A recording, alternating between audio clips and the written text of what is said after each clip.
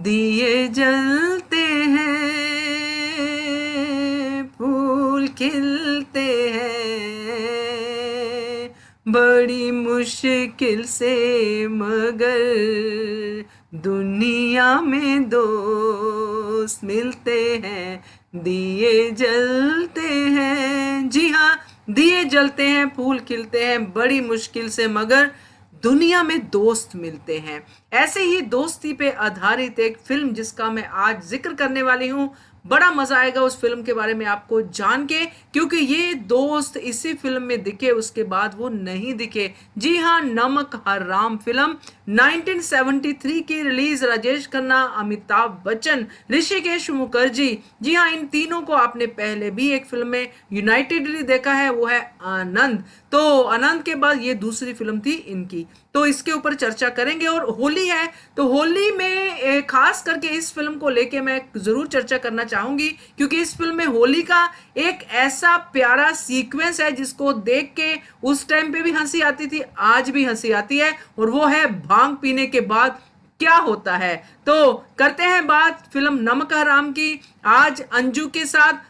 Show का नाम है फिल्मी बात अंजू के साथ। तो शुरू करने से पहले वही गुजारिश, जिन्होंने अभी तक चैनल सब्सक्राइब नहीं किया है कृपया कर लीजिए, साथ में दोस्तों बेल आइकन दबाइएगा ताकि आपको हमारे वीडियोस के नोटिफिकेशन मिलते रहें। Thank you so much. तो ये फिल्म दोस्ती पे आधारित थी, सोनू और विक्की की दोस्ती। विक्की एक अमीर ज्यादा और सोनू उसका दोस्त जो इतना अमीर नहीं है, ओके ओके है। तो सोनू दोस्ती निभाने के लिए, दोस्त के लिए बस्ती में जाता है, और वहां से फिर दोस्ती निभाते निभाते कैसे बस्ती वालों से लगाव होता है, कैसे रेखा से प्यार होता है, कैसे दोस्त दोस्त के अगेंस्ट खड़ा होता है। तो ऐसी सॉर्ट ऑफ स्टोरी है, बट दोस्ती की स्टोरी है। तो आपको मैं पहले ये बात बताना चाहती हूँ, जो मैंने जिक्र किया कि ये इन दोस्तों की लास्ट फिल्म थी। इससे पहले अनंत फिल्म थी जिसमें अमिताभ बच्चन और राजेश खन्ना साथ में थे, और राजेश खन्ना की एंड में डेथ हो जाती है, और नमक हराम में भी एंड में राजेश खन्ना की डेथ हो जाती है। मगर इसके पीछे कंट्रोवर्सी हो गई थी बहुत तगड़े वाली, जिसकी वजह से बाद में इन दोनों कलाकारों ने आपस में साथ में काम नहीं किया था, ना ही ऋषिकेश मुखर्जी और इन तीनों की तिकड़ी बन पाई थी।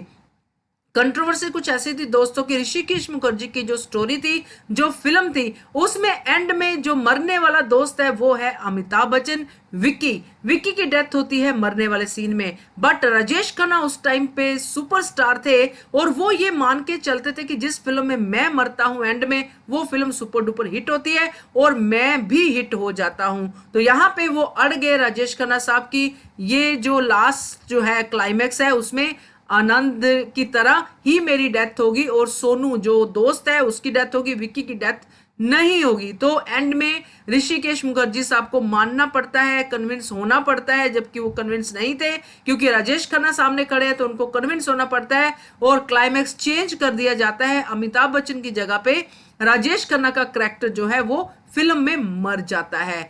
बट ये चीज अमिताभ बच्चन को बिल्कुल पसंद नहीं आई, वो बहुत गुस्से में आ गए, और उन्होंने वहां पे कहा कि आगे से मैं राजेश खन्ना के साथ कोई भी फिल्म नहीं करूंगा। तो ये है कंट्रोवर्सी इस फिल्म की, जो 1973 की रिलीज, नमक हराम।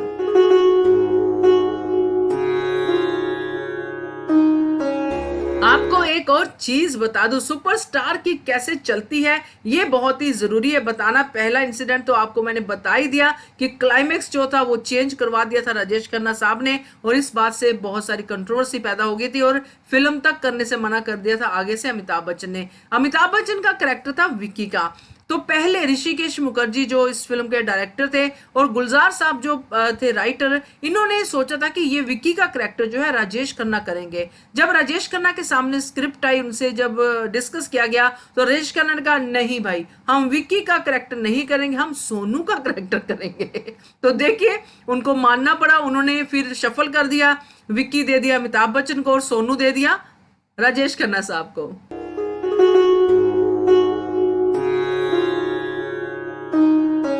फिल्म देखने के बाद एक चीज जरूर कहूंगी, राजेश खन्ना साहब ने एक बहुत बड़ी स्टेटमेंट दी थी जब पूरी फिल्म उन्होंने देखी थी, कि उस टाइम पे राजेश खन्ना का बहुत बोलबाला था, बहुत फिल्में थी, बहुत बिजी रहते थे, काफी फिल्में उनकी ऐसी आ रही थी कि जो हिट पे हिट जा रही थी, और बहुत ज्यादा फेमस हो गए थे राजेश खन्ना साहब। तो जब ये फिल्म उन्होंने देखी तो उन्होंने कहा कि ये जो बंदा है, जो अमिताभ बच्चन है, ये मेरे स्टारडम को रिप्लेस करेगा, और वही हुआ। आज अमिताभ बच्चन महानायक बन के सबके सामने हैं।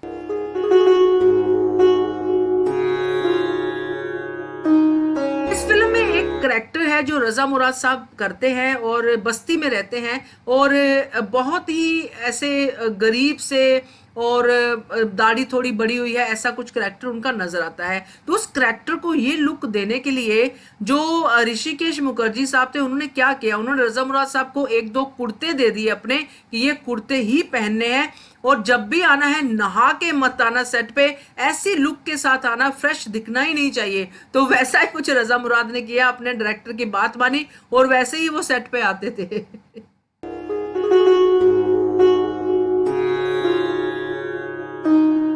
अब आपको बताती हूं कि जब ये फिल्म शूट हो रही थी तो उसमें क्या क्या प्रॉब्लम आई। तो जब फिल्म शूट हो रही थी तो जैसे मैंने पहले भी जिक्र किया कि राजेश खन्ना तो स्टार थे, सुपरस्टार थे, उनके पास डेट्स ही नहीं थी, और अमिताभ बच्चन की स्टार्टिंग थी, उनके पास डेट्स ही, उनको बहुत ज्यादा अवेलेबिलिटी थी उनकी।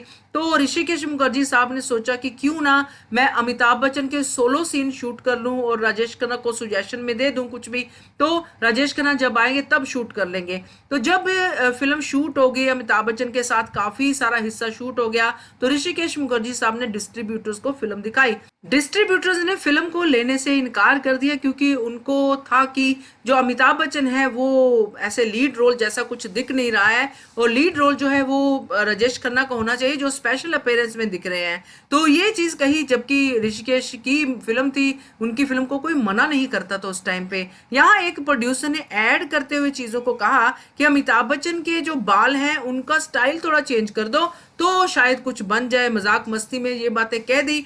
बट उसी टाइम दोस्तों जंजीर फिल्म रिलीज होगी और ब्लॉकबस्टर होगी, और यही डिस्ट्रीब्यूटर जिन्होंने मजाक उड़ाया था, उन्होंने ही आके कहा कि अमिताभ बच्चन का रोल जो है राजेश खन्ना के बराबर होना चाहिए इस फिल्म में।